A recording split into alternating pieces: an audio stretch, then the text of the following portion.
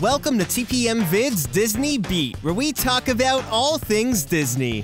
If you're new to the channel, hit that subscribe button and click the bell icon to be notified when we upload a new video. We also have Instagram and Twitter. You can find us at TPM Videos.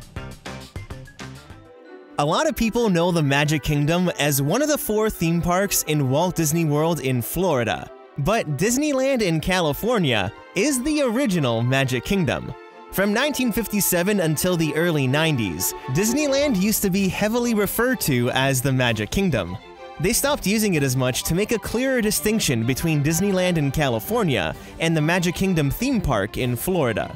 But that's not to say that this nickname for Disneyland is no longer used. While walking around Disneyland's Main Street, you still hear the conductor refer to the park as Walt Disney's Magic Kingdom. The Disneyland Limited, now leaving for a complete trip around Walt Disney's Magic Kingdom. All the Disneyland-style parks around the world follow Walt's Magic Kingdom's hub-and-spoke design. And when creating the Magic Kingdom theme park in Walt Disney World, Disneyland was the model. Many of the rides and attractions from Disneyland were found at Magic Kingdom on opening day in 1971. Anytime I visit Magic Kingdom, I always head to Adventureland and Frontierland first. Those 2 lands have some of my favorite rides, and a lot of these rides can also be found at Disneyland. So I thought it would be fun to look at these rides' history while analyzing and comparing the rides on both coasts to see which park does that ride the best. Although I talk a lot about Walt Disney World on this channel, you'll probably be surprised with some of my opinions in the video. So sit back and get ready to count down the top Disney World vs. Disneyland rides, the Adventureland and Frontierland edition. Number 5. The first ride we'll start with is the world-famous Jungle Cruise. The ride was an opening day Adventureland attraction at both Disneyland and Magic Kingdom.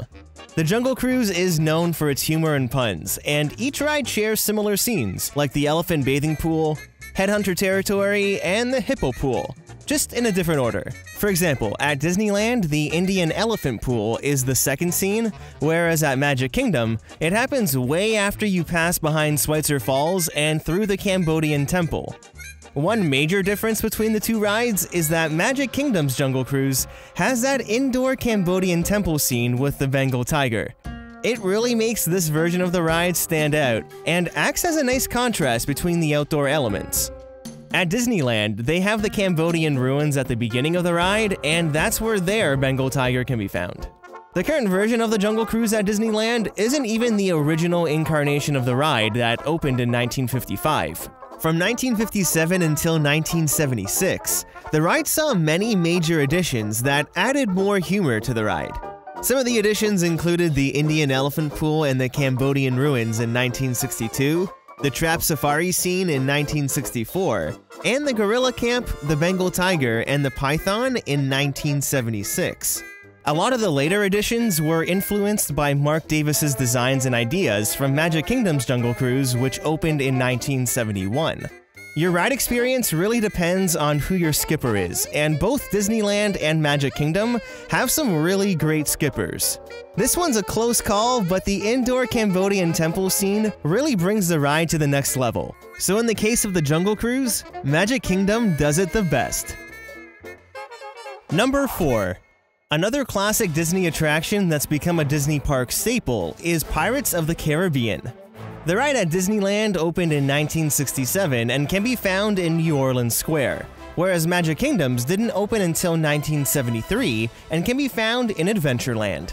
Now, right away, I'm just going to come out and say that Disneyland's Pirates of the Caribbean is far superior to Magic Kingdom's. The ride at Magic Kingdom feels rushed, and in a sense, it actually was rushed since it wasn't intended to be part of the park. We've mentioned this briefly in a past video, but when Magic Kingdom opened in 1971, guests were outraged that the iconic Pirates of the Caribbean attraction from Disneyland didn't have a home in Walt Disney World. So in order to please the guests and increase park capacity, Disney rushed to get Pirates of the Caribbean open in Florida. Now, California's ride is almost twice as long, has 2 sizable drops, and many scenes that Florida doesn't have. At Magic Kingdom, the ride uses mainly the core of the show scenes from Disneyland, but the parts that were left out in Florida are what make Disneyland's ride far superior. Nothing beats starting your journey in this beautiful indoor Louisiana bayou. Then, after the 2 drops that were initially designed to pass under the Disneyland train tracks, you find yourself in the underground grotto of Dead Man's Cove. Disneyland's Dead Man's Cove has multiple scenes that were left out in Florida, like the treasure room. Both parks now have the new auction scene, but once you pass the small jail cell in Florida, the ride pretty much ends right away with Jack Sparrow as you're led into the unload station. After the jail scene at Disneyland, there's an additional scene through the storage room, then you see Jack Sparrow as your boat climbs up the lift hill. There's also this mini scene just before you return to the unload platform.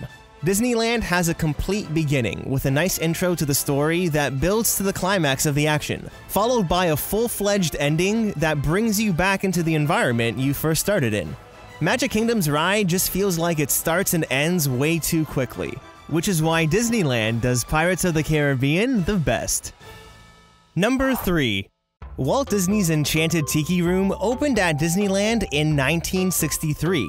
Then 8 years later, it was one of the opening day attractions at Magic Kingdom in 1971. The Enchanted Tiki Room was the first attraction at Disneyland to ever feature audio animatronics, and when it opened at Magic Kingdom, it was actually called the Tropical Serenade. It was pretty much the exact same show that was at Disneyland, but the pre-show areas are different in their respective parks. Today, neither of the attractions are the exact same show that originally opened in 1963. Disneyland's was condensed by a couple minutes in the mid-90s, and Magic Kingdom cut about 6 minutes off the original show when it officially became the Enchanted Tiki Room in 2011. From 1998 until 2011, the original Tropical Serenade became the Enchanted Tiki Room under new management, featuring Iago and Zazu. In January of 2011, there was a small fire in the building, and when the sprinklers went off, it caused damage to the animatronics, including Iago's animatronic. The attraction had to close, and since audiences were less than thrilled with the new management show, Disney decided to head back to the attraction's roots, and now it's the show we all know today. Overall, the attraction is very similar in both parks, but there's just something about Disneyland's Tiki Room that has this charm, and is actually pretty enchanting. I mean, these were some of the first animatronics that Walt Disney himself was able to oversee. Although the animatronics were replaced in the mid-2000s, they still kept the integrity of the figures, and there's still so much history in this attraction. You don't get this same feeling when you're in Florida. Not to mention that the Florida attraction is a shorter show. Also, the waiting area in California has a Dole Whip stand right there. And who doesn't love a good Dole Whip, right? Not to mention Disneyland also has Maynard. He's a very well-known Disneyland cast member who spends a lot of time working this attraction, and he puts on a show himself. My name's Tiki Maynard. You need to leave during the show. I have no idea why you would want to. Although it's a close call, I'm gonna say that Disneyland does the Enchanted Tiki Room the best. Number 2. Splash Mountain is one of the popular thrill rides at both Disneyland and Magic Kingdom, and are perfect for cooling off on that hot day. Disneyland Splash Mountain was the first to open in July of 1989, and can be found in Critter Country, whereas at Magic Kingdom, Splash Mountain opened in 1992 and can be found in Frontierland. The ride at Disneyland was a result of Imagineers being tasked with building a new ride to get people over to what was then Bear Country, while trying to find a way to cut some costs and reuse the old animatronics from the old America Sings attraction. The ride was such a hit that Michael Eisner decided that the Magic Kingdom also needed its very own Splash Mountain. Magic Kingdom's version is about a minute and a half longer than Disneyland, coming in with a ride time of 10 minutes and 40 seconds. Both rides feature the iconic 52.5-foot plunge down Chickapin Hill, in addition to other smaller drops. Magic Kingdom has a total of 5 drops, as opposed to Disneyland's 3 drops. One major difference you'll notice just by looking at the ride is the seating arrangement of the ride vehicles. Disneyland has a single-seater log, whereas Florida uses larger double-seater logs. Splash Mountain is filled with animatronics, and I think it's fascinating that the old animatronics from America Sings were repurposed into the ride at Disneyland. but the animatronics at Magic Kingdom are much better figures in my opinion. Just as an example, this is Brer Fox in Florida, and this is Brer Fox in California.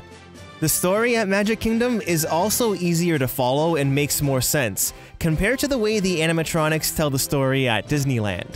In many scenes, it's apparent that it was an attempt to use as many old animatronics as possible. And don't get me wrong, I love animatronics, obviously, but for the sake of this comparison, this is where it loses some points. Also, if you've ever listened closely to both soundtracks, Splash Mountain at Disneyland follows more of a big band jazz feel to match New Orleans Square.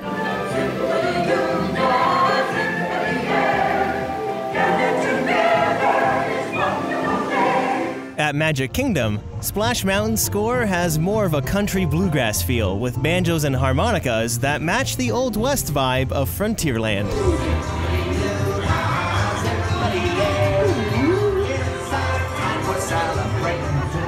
I personally think the soundtrack at Magic Kingdom matches the Brer characters and atmosphere a lot better.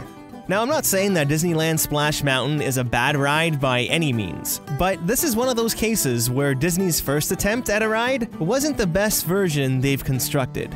Using what they learned at Disneyland, they were better able to refine the ride for Florida. So the Magic Kingdom in Florida does Splash Mountain the best. Number 1. At both parks, Frontierland is home to Big Thunder Mountain Railroad. The coaster at Disneyland opened in September of 1979, and Magic Kingdom's opened shortly after in November of 1980. They're both the wildest ride in the wilderness, and the track layout in Magic Kingdom is pretty much a mirror image of the layout in Disneyland. The ride in Florida does take up 25% more space with its theming and queue, but both have 3 lift hills and reach top speeds of about 35 miles per hour. The queue at Magic Kingdom does offer some pretty spectacular views of the Monument Valley and the entire landscape of the ride compared to what you see at Disneyland. Up until 2013, I'd say both rides were pretty equal, but would probably declare Magic Kingdom as the winner since it has a superior queue. January 7th, 2013 marked the day that Big Thunder Mountain Railroad at Disneyland closed for the most extensive refurb the ride had ever seen. It was closed for over a year, and once it reopened on March 17th, 2014, it became the superior version of the two in my opinion. Thunder Mountain at Disneyland is now much smoother since Disney replaced about 2/3 of the track during that refurb, and there was new trains added. The third lift hill also saw some new effects, which included projection mapping for the ignition of the dynamite, as well as blasts of smoke for the explosion. The third lift hill in Florida currently has no effects, but when the ride first opened at both Magic Kingdom and Disneyland, this lift hill used to have a falling rock effect. You can see it here, where many of the rocks had the ability to move and shake. After an incident in 2011 at Disneyland Paris, the effect was shut off at all parks. But the difference between Disneyland and Disney World is that Disneyland actually replaced the effect, and Magic Kingdom has not. And that's with many multi-month refurbs since 2011. I'll still give Magic Kingdom a point for the queue, but in terms of the ride experience, which is what I'm primarily focusing on, Disneyland does Thunder Mountain the best. So, do you agree with these choices? And if you don't, which versions of the rides would you choose? I'd love to know. So leave a comment down below to start a conversation. Now, this video format was a bit different from what's been done in the past, so if you enjoyed this, be sure to give the video a like, and who knows, maybe there'll be a part 2 or 3 since there's many more of the same rides at both resorts. And don't forget that TPM Vids merch is available, link is in the description. Thanks so much for watching! Click the TPM icon on the screen to subscribe to this channel, and check out some of these other videos which we're sure you'll like.